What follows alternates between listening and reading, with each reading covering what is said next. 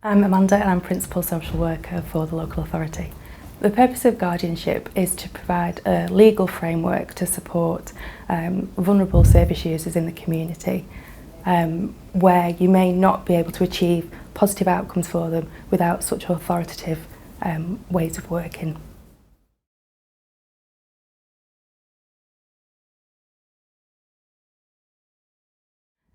Guardianship can be used for those who are 16 years of age or over, who have a mental disorder that is of a nature or degree that warrants their reception into guardianship and that is in the interests of the person's welfare or for the protection of others, that they should also be received into guardianship.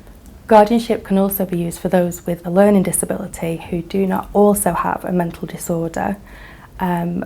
And for those service users, there needs to be evidence of abnormally aggressive or seriously irresponsible conduct.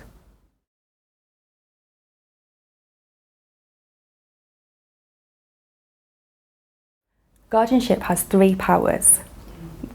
Those are of residence, of attendance and access. Unlike other sections of the Mental Health Act, guardianship is a local authority power, and therefore the local authority has the power to ensure that a person resides in a place that we feel meets their needs.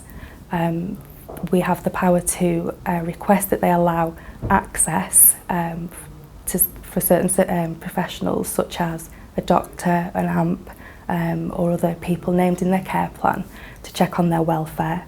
And we can also require that people attend places such as for education, employment or for treatment, though we cannot enforce that they have treatment once they attend.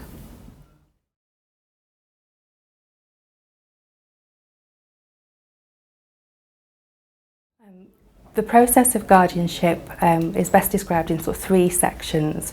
There is an initial application, and those applications can be made by an AMP or the local authority can be approached by the courts to receive somebody into guardianship, and under those circumstances it's referred to as a guardianship order. But more commonly an application is made by an AMP with 2 medical recommendations, very much like any other application under the Mental Health Act. A big part of the application process is a case conference that must involve all relevant professionals, the service user, the person's nearest relative, carers, other important people to that service user, so that it's a really good detailed conversation about why the grounds are met, how the person's needs are going to be met, and whether guardianship is in fact the right piece of legislation to use. It's really important that an AMP is present at the case conference so that they can provide guidance around next steps.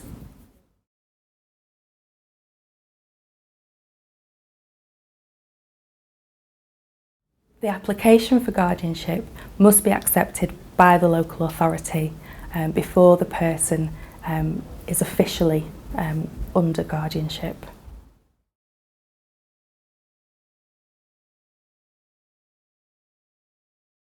Guardianship must be renewed, like other sections of the Mental Health Act. It's very much like a Section 3 in terms of timescales.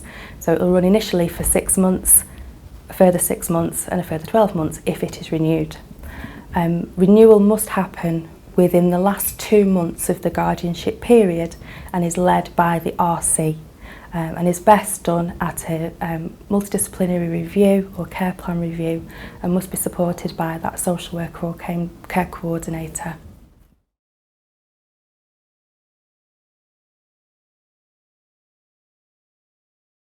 Guardianship can also be discharged, and at every renewal point professionals must consider whether guardianship can be discharged so that they don't run on year after year.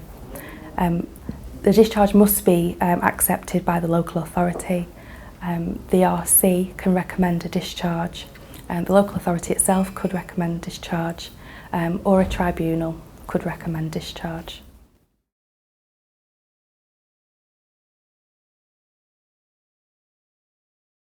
It's really important that the service user has their rights exercised whilst they're on guardianship. They have the right to ask for a tribunal, and they also have the right to an IMHA. Unlike other detentions in hospital, there isn't a Mental Health Act administrator process to trigger a tribunal appeal or an automatic appeal. In fact, that responsibility needs to be exercised by the care coordinator or social worker responsible for that case, in ensuring that the person is aware of those rights, and if they wish to exercise those rights, that they are the link person between the service user and the tribunal's office.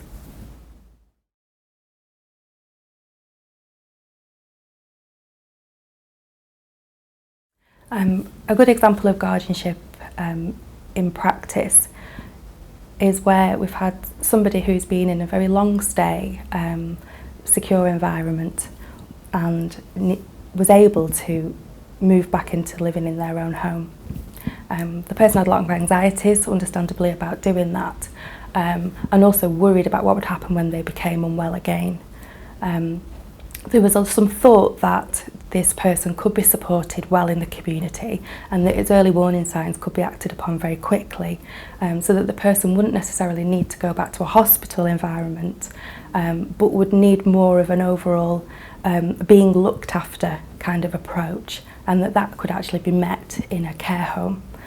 So guardianship in this case was used to enable the person to reside permanently at their home address, but at times almost a shared care arrangement between their home and a residential care home at times when things became difficult for that person.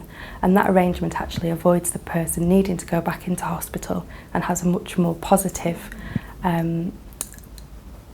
lifestyle.